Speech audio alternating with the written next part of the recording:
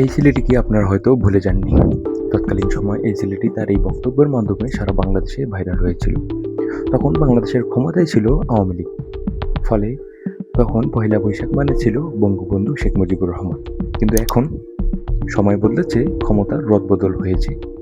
এখন পহেলা বৈশাখ মানে আর বঙ্গবন্ধু শেখ মুজিবুর রহমান নয়। যেহেতু এখন বিএনপি ক্ষমতায়, তাই এসেছে এখন নতুন নাম। এখন পহেলা বৈশাখ মানে হচ্ছে তারেক রহমান।